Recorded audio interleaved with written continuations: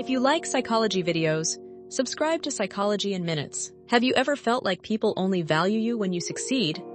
Like you're only appreciated when you're productive, attractive, confident, or useful?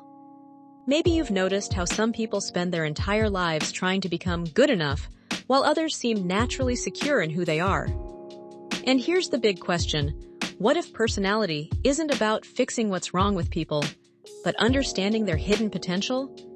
Today, we're diving into humanistic theory, one of psychology's most optimistic and influential approaches to understanding human personality, motivation, identity, and emotional growth.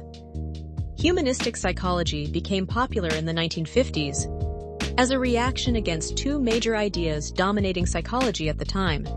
Behaviorism focused only on observable behavior. Psychoanalysis focused heavily on unconscious conflict and trauma.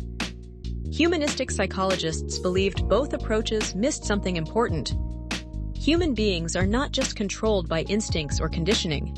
People also seek meaning, growth, creativity, connection, and purpose. This theory was mainly developed by Carl Rogers and Abraham Maslow. At the center of humanistic theory is one major belief. Humans naturally want to grow into the best version of themselves. Maslow called this self-actualization. Self-actualization means reaching your fullest emotional, creative, and psychological potential. But before people can reach that stage, Maslow believed they must first satisfy lower-level needs. This became the famous hierarchy of needs. At the bottom are survival needs like food, sleep, and safety. Then comes love, belonging, esteem, and finally, self-actualization. For example, someone constantly worried about survival or emotional safety may struggle to focus on creativity, purpose, or self-growth. Maslow believed emotionally healthy people are not perfect. They simply live more authentically. Now let's talk about Carl Rogers. Rogers believed personality develops based on self-concept, the way people see themselves. Problems begin when there's a gap between the real self and the ideal self. Example: someone may appear successful externally, but secretly feel like they're never enough. This creates insecurity, anxiety, and emotional conflict. Rogers believed healing happens through unconditional positive regard. This means feeling accepted and valued without constantly needing to earn love. And honestly, this explains a lot about modern life. Many people grow up feeling accepted only when they perform well, behave correctly, or meet expectations. That pressure disconnects people from their authentic selves. Now let's explore how humanistic theory appears in different areas of life. At work, humanistic personalities often value meaning over status. They want careers that feel emotionally fulfilling, not just financially successful. These people often thrive in creative work, counseling, leadership, teaching, healthcare, or anything purpose-driven.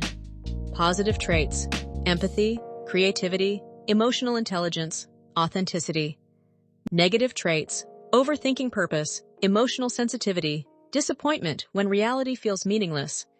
Example: someone may quit a high-paying job because they feel emotionally empty despite financial success. In relationships, humanistic people deeply value emotional honesty and genuine connection. They often seek relationships where they feel emotionally safe being themselves. Positive, supportive, emotionally aware, compassionate. Negative: can become overly idealistic or emotionally dependent on validation. Example: someone may stay in emotionally draining relationships hoping love alone will fix everything. In friendships, they often become the therapist friend everyone opens up to. They genuinely care about emotional depth, but sometimes they absorb too much emotional stress from others. Now let's answer the big question: can people truly change and grow? Humanistic psychology says yes.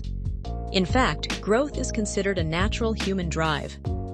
But growth becomes difficult when fear, shame, trauma, or constant judgment block authenticity.